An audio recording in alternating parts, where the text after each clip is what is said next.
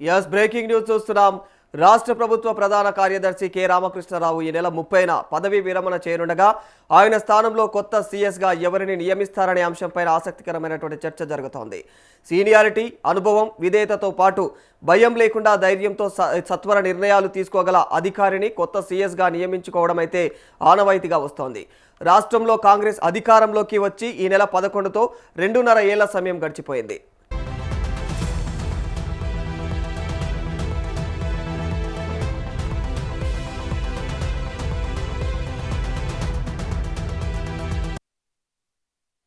మిగిలిన 2.5 ఏళ్ల టర్ములో చివరి ఏడాది 2028లో జరగనున్నటువంటి అసెంబ్లీ ఎన్నికల్లో తిరిగి గెలుపొందడంపైనే మరి ప్రభుత్వం అయితే పూర్తిగా దృష్టిని సారించనుంది. మరి దీంతో రాష్ట్ర ప్రభుత్వం వద్ద అయితే స్థూలంగా ఇక ఏడాదిన్నర నుంచి 2 ఏళ్ల సమయం మాత్రమే మిగిలి ఉంది. మరి ఈ కాలంలో రాష్ట్రంలో అభివృద్ధి, సంక్షేమాన్ని జోడెద్దులుగా అయితే పరుగులు పెట్టించి సర్కారును మళ్ళీ గెలిపించుకోవడానికైతే దూకుడుగా నిర్ణయాలు తీసుకోగల సామర్థ్యం గల అధికారినే తదుపరి సీఎస్గా నియమించే అవకాశం కనిపిస్తోంది.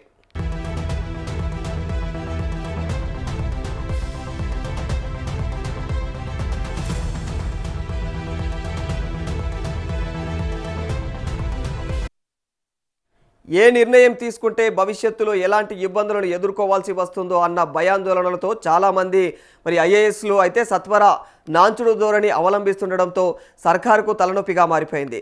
ప్రభుత్వం ఈ దిశగా ఆలోచిస్తే పురపాలక శాఖ ప్రభుత్వ ప్రధాన కార్యదర్శి జయేష్ రంజన్కు పట్టం కట్టించవచ్చని చెప్పేసి అయితే ప్రభుత్వ వర్గాలు తెలియజేస్తూ ఉన్నాయి. మరి ఆయనతో పాటుగా కూడా రవాణా, రోడ్లు, భవనాల శాఖ ప్రత్యేక ప్రధాన కార్యదర్శి వికాస్ రాజ్ పేరు సైతం ప్రముఖంగా వినిపిస్తోంది.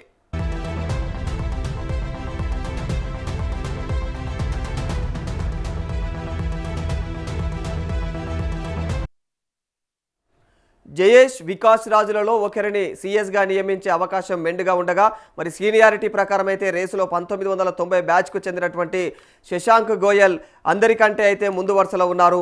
మరిక ఢిల్లీలో తెలంగాణ భవన్ రెసిడెంట్ కమిషనర్గా పనిచేస్తున్నటువంటి ఆయన వచ్చే సెప్టెంబర్ 30న పదవి విరమణ చేయాల్సి ఉండడంతో మరో 3 నెలల సర్వీసు కాలం మాత్రమే మిగిలి ఉంది. ఇక సీనియారిటీలో రెండో స్థానంలో అయితే 1991 బ్యాచ్కు చెందినటువంటి అరవింద్ కుమార్ ఉన్నారు. ఇక ఫార్ములా ఈ కారు రేసు కేసులో చిక్కుకొని కొంతకాలంగా సస్పెన్షన్లో ఉండటంతో అయితే మరి ఆయన రేసులో లేరని చెప్పుకోవాలి.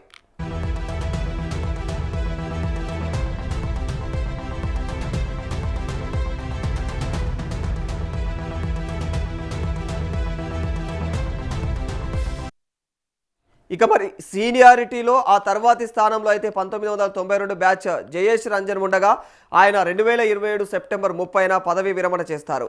ఏదైనా పని అప్పగిస్తే అత్యంత వేగంగా ఫలితాన్ని తెచ్చి చూపించేటువంటి అధికారుల్లో జయేష్ ముందు వరుసలో ఉంటారని చెప్పుకోవచ్చు. మరిక సిఎస్ ఎంపికలో ఇదే ఆయనకు కలిసి రావనుండగా మరిక ఆయన సామాన్యులకు అందుబాటులో ఉండరని చెప్పేసి మరో విమర్శ సైతం ఆయన పైన ఉంది. మరి సీనియారిటీలో జయేష్ తర్వాత మరి 1992 బ్యాచ్ వ్యక్తి సంజయ్ జాజు అయితే మరి డిప్యూటేషన్ పైన కేంద్రంలో అయితే పనిచేస్తూ ఉన్నారు ప్రస్తుతం.